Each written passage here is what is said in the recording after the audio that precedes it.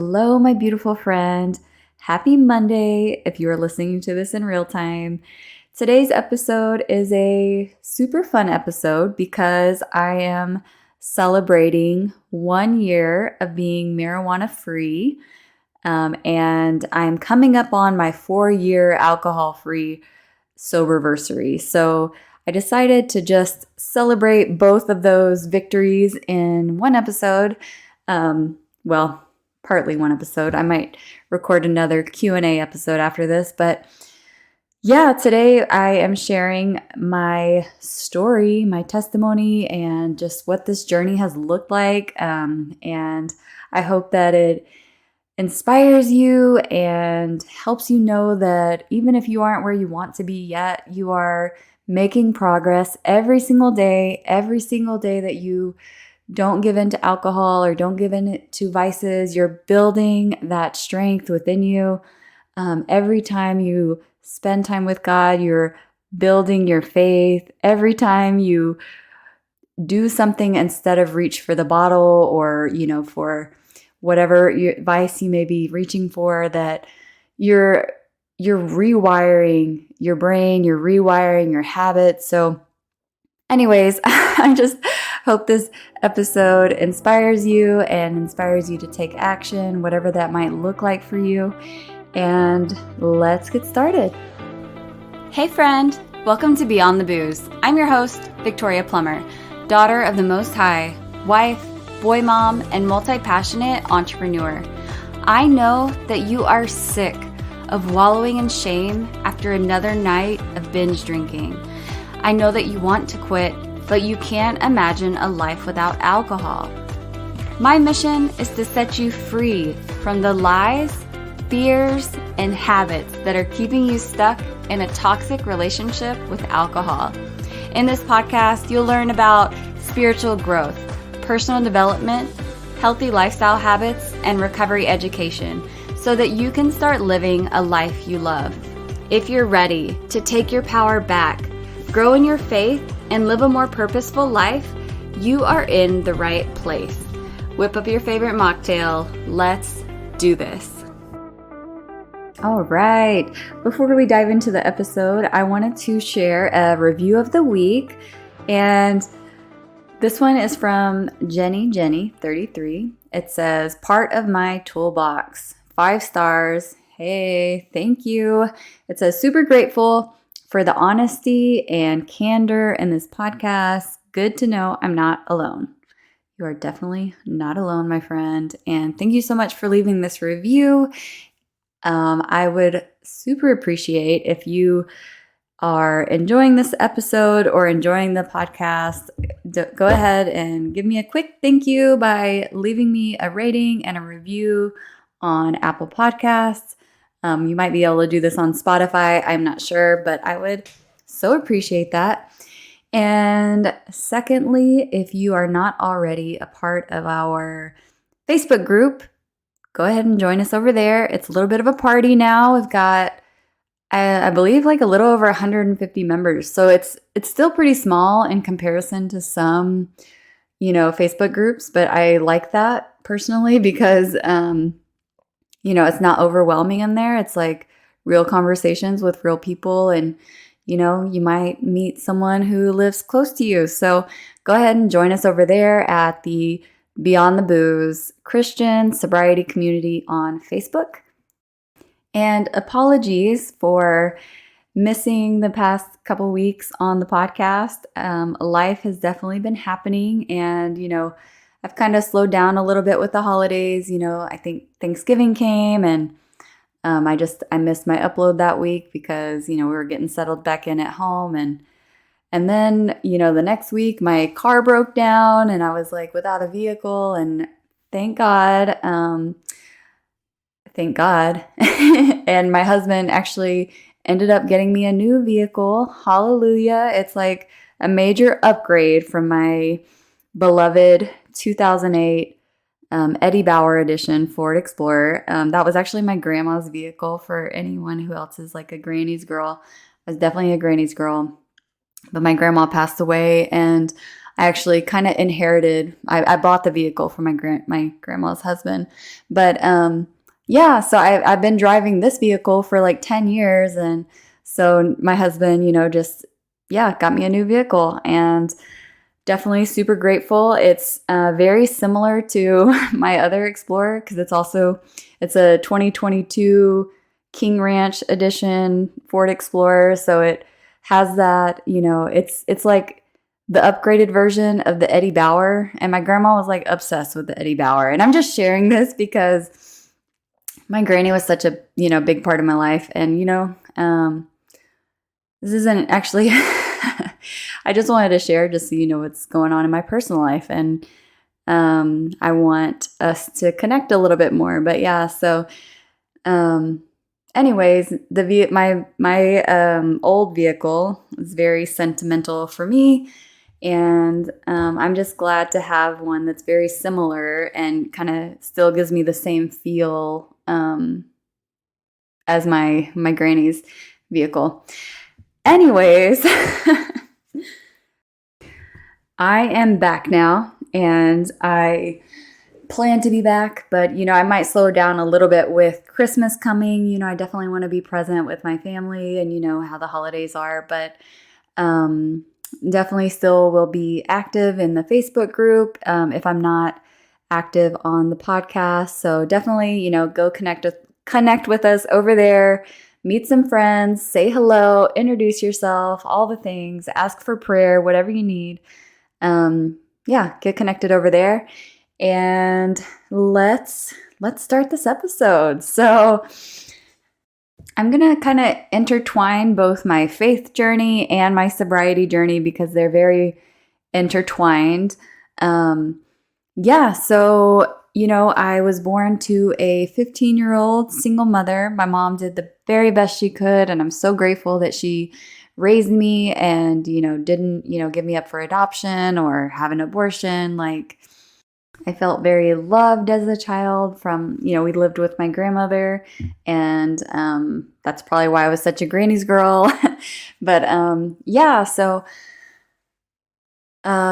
in elementary school, I remember, kids like talking about God, and, just in my mind, like I would always think like something I would hear, the kids saying is like, if you don't believe in God, you're going to go to hell. Like, if you don't believe in God, you're going to go into hell.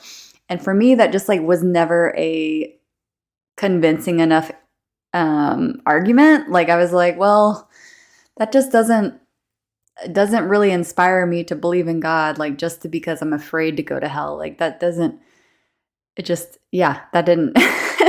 that definitely didn't win my heart over. So anyways, I remember that, in elementary school, just thinking the thought, like, if there is a God, like, he will understand why I have questions or why I question. And, just went about my life. My mom ended up marrying my dad, technically my stepdad, but he raised me since I was 5, so I call him my dad.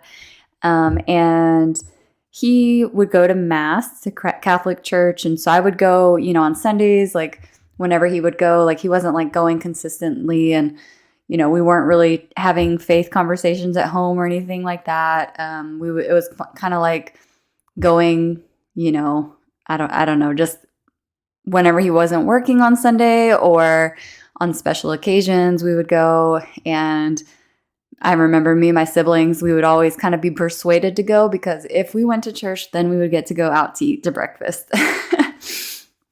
But anyways, going to the Catholic church, I don't even remember what they talked about. I just remembered, like getting down on my knees and then standing up, and then down on my knees and then standing up, and it just being very boring is what I remember. But yeah, so then fast forward to closer to when I'm like 18, me and my sister decided to go to like the Catholicism classes.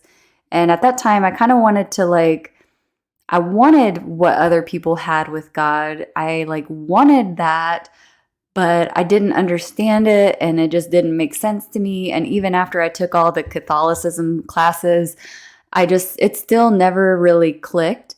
And so I just from that point on, I really think that was me going my own way. I'm like, okay, I tried and, it didn't work. So, I'm going to just do things my way. So, yeah, I graduated high school early, a year early, and then, just started working and started partying, and, binge drinking. And yeah, I would describe myself back then as like, so this is kind of like before Christ, Victoria. In my BC days, I would often, like, 6 days out of the week, I would be, partying. I would be binge drinking. I would drink until I blacked out. I wouldn't know how I got home. I was like trying to find my worth, like find validation from men, like if or through my looks, like if I looked good enough, or if, the right person gave me attention, then that meant, that I was, I guess, worthy. I definitely probably didn't think that back in the day. But in hindsight, like, I see that I was seeking like that validation or that worthiness through the way I looked, or like through what I could give of myself. That's how I had worth, is like how I would describe it. And I also was definitely the friend that you had to babysit, that like, someone would have to throw into the back of the car to get home. Like, I would just get sloppy drunk.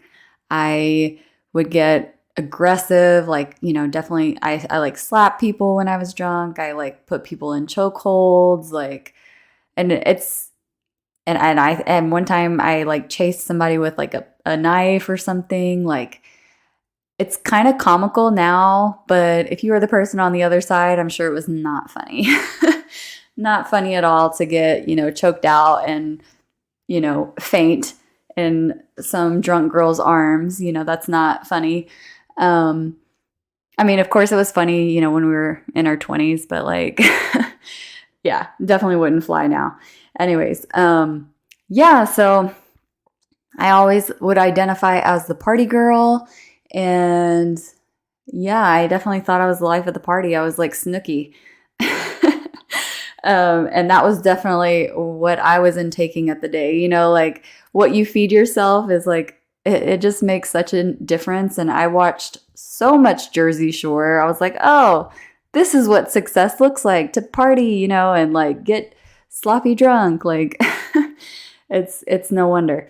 But anyways, so that was then. And, besides, yeah, so that was kind of like a normal thing for me. I was just, I had also like this stable job as a pharmacy tech. So I was, doing good enough. I was, living how I thought like successful people lived. Like, they had a decent job and, they had fun.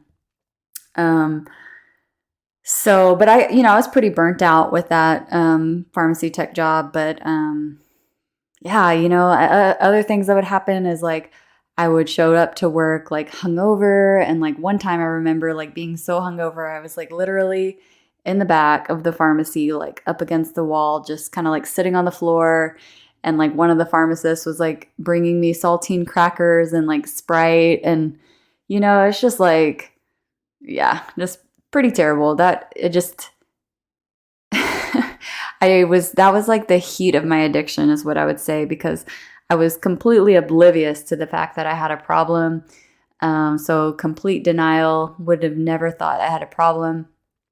But yeah, and by that point I had already been, like around then, I had been, or during that time, I had been pulled over for DWI twice. And then the third time I got pulled over for DWI, that was when I actually got like in trouble, because the other two times, like, they let me call my dad, and my dad came and got me, and they like towed my car, or they let someone drive my car home. But I didn't get in trouble. I didn't get arrested. I didn't get tickets. And then yeah, so then. And then by the third time, that's when I actually got arrested and put in jail. And I had to, go to court. I had to hire a lawyer. I had to, and then, going to court, the lawyer said that we were going to plead guilty because I have a problem, and that if I do all these things, then they'll get it off my record. And again, like I said, I was like in the heat of addiction, and I was like in major denial. And this was probably in 2012. So, 11 years ago. So 11 years ago, that's when I got my DWI, and, again, in the heat of my addiction. And so I ended up having to go on probation for 18 months. I had to get a breathalyzer in my car. I had to do like community service. I had to go to like mandatory substance abuse counseling. And at one point I violated my probation by drinking and blowing in my breathalyzer. And then, it basically sends your probation officer like an alert that you blew into your, the interlock. That's what it's called, not a breathalyzer. It's an interlock system. If you haven't heard of it, you have to like blow into it, and it has to have like no alcohol for your car to start. And so, my car wouldn't start because I had blew and my, there was alcohol in my breath. And so I ended up having to do mandatory AA because of that. And I think that's actually when they sent me to the substance abuse counseling, like a 8-week program or something like that. So fast forward to me starting to do my community service. I was doing community service, and that's when I found Jesus. So there was these guys that were there every week, and they'd always be talking about faith. And I was just kind of like so cynical at the time. I was so burnt by men. And just, I was very like, I was like definitely like a God hater. Like I thought people who believed in God were stupid. And I just, it just didn't make any sense to me at all. And I was just so blind. So it's hilarious now because, God's like, look at you now, sharing me with everybody. But anyways, he got the last laugh, I guess you could say. So anyways, during the community service, I was just like, why do you believe that? I said that to one of the guys that was working there, and he was like, well, why don't you? And I was like, because I refuse to worship a man. And he was like, well, that's a stupid reason to go to hell. And I was just so like taken back, like, what? Excuse me?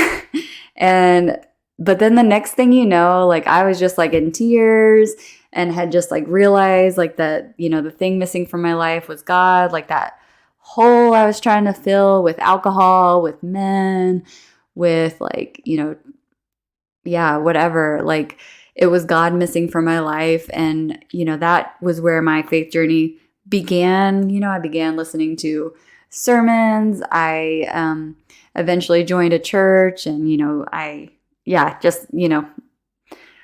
just continued to pursue God. And here we are 11 years later, and praise God. But so after I found Jesus, I realized that, alcohol was causing problems in my life. But despite my like best effort, like I still like couldn't quit drinking. Like I think what I was trying at the time was like moderation. And it just wasn't working. And I thought, like, I remember one time like taking a picture of myself, like crying because I was like so upset because of the after effects of alcohol. And I was like, surely if I look at this picture of me crying, like I'm not going to drink like this again, and it just, that didn't work. But after I, continued to pursue Jesus, and I ended up, becoming a personal trainer. So that was in 2014. So it was like 2 years after my DWI. Like I had, sorry, I kind of skipped a few steps, but I got really into fitness. I really got into my faith, and I really got into fitness. And the more that like faith and fitness became priorities, the less and less I would drink.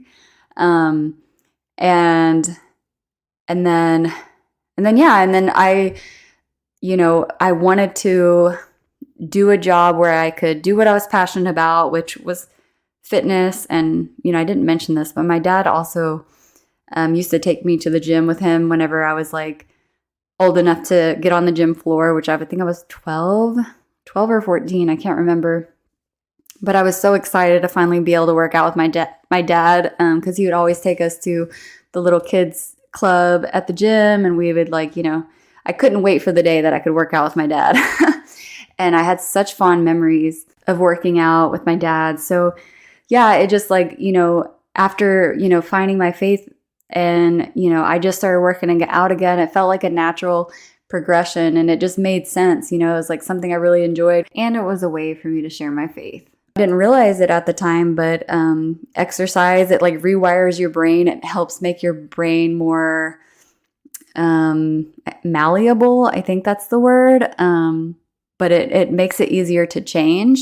And, a lot of with alcohol, it's like alcohol changes your brain and it changes your habits. And so exercise is a great way to help rewire your brain, along with, my faith, which was like renewing my mind in scripture, and just, pursuing God and like following him, like both of those things in combination really helped me break free from alcohol. So yeah, it was definitely like a progressive type of thing. Like I would go, 30 days without alcohol, then I would go 90 days. And then, I'm pretty sure one time I went a year, and then, I would kind of go back because I just like wasn't really committed, I guess.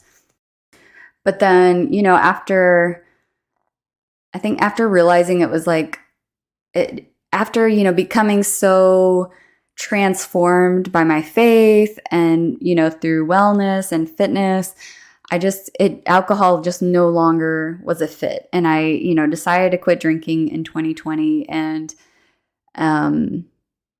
just, made that decision to quit. And yeah, I think there's like so many little spiritual components to it.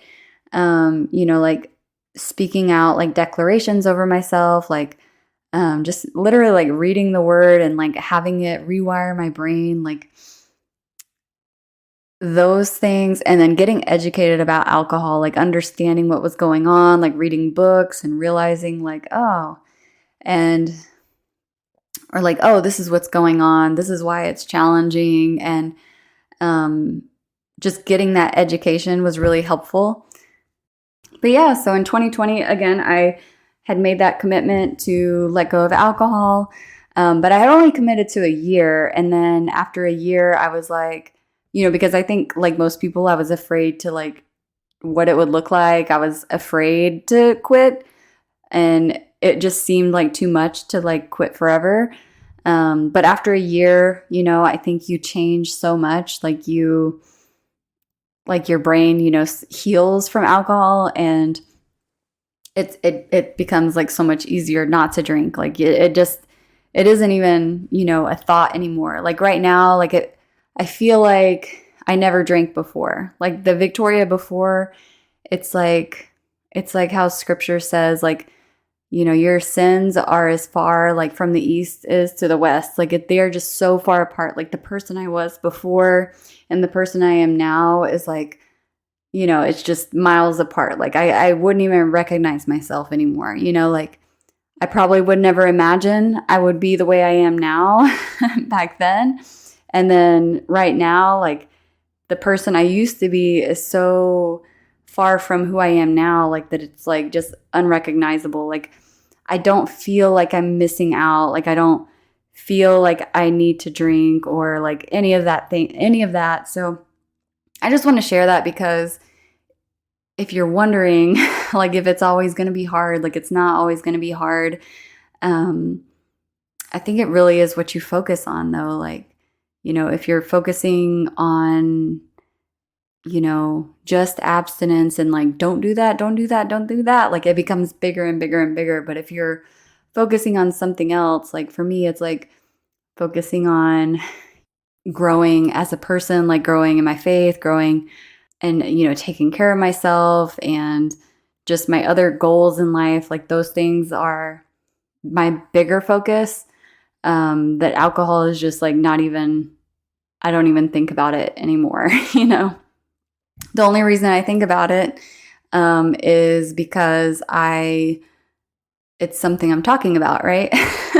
On this podcast. But other than that, it is just, I really feel like I've been so transformed. And, you know, life has gotten so much better. Like, and I did want to also just touch on a little bit about my weed-free journey, but I think I'm going to share that in the next episode because otherwise this episode is definitely going to be 30 minutes and we're already cutting it close. So I'm going to stop here. But before I let you go, I wanted to invite you to join me in my new wellness coaching program. I have been working on this for months and just been working on the back end stuff to get it running smoothly. And that's also partly why I haven't been on the podcast a little bit, because I've been focusing my energy on getting that going. God's like, it's go time, girl. And so anyways, I'm so excited to announce my new program. It's called Vibrant and Free. It is a one-on-one faith-based wellness coaching program.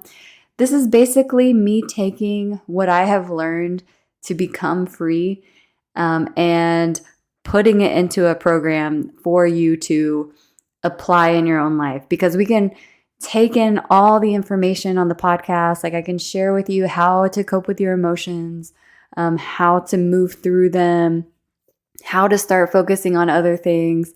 But often the thing that we're missing is like some accountability. And I know that because I'm a coach and I still have coaches. Like even coaches need coaches. Yes, there's just something so powerful about having accountability. That's been a major part of my success, is having coaches. So if you've never heard of wellness coaching before, wellness coaching is basically a like holistic approach to health. So in this program, I'm going to be helping you with both creating a movement plan, but it's not just going to be like, okay, work out 5 days a week, unless that's what you want. But within this, it's going to be working on practices that are going to help you relax, because exercise in general is a stress reliever. But when you are stressed, you don't want to a lot of times it's at night. Like a lot of times at night, if you're a mom, like in the evening is when you're getting stressed out, or you're all of the things of the day, you're just like, oh my God, I just want to escape. But if you can have a practice, a very simple, low energy, you don't even have to think about it. It's so simple, so profound, a way for you to relax, regulate your emotions, and just feel better and pretty quickly within 5 minutes. It's really such a night and day difference. And I don't think you can do it just by reading it one time. Some people are self-led by that, right? Some people can take something and apply it and run with it. But often we need to be practicing it consistently, and not just when we need it. We need to be practicing it on a daily basis. So a lot of this program is focused on if you're feeling super overwhelmed, and which is what's leading you to drink or to smoke or whatever. That's what I'm going to be teaching you, is how to regulate. Other things we're going to be going through in the program is faith-based practices, right? I'm going to be helping you grow in your faith. And then lastly, it's going to be self-discovery. So we're going to be working on some self-discovery exercises, helping you understand what you need or what you are believing about yourself, which often is what's leading us back to using alcohol or binging on food or whatever vice it is that you might be struggling with. Maybe it's overeating. But yeah, I'm so excited to finally announce it. And if you look down in the show notes, I will have all the information down there.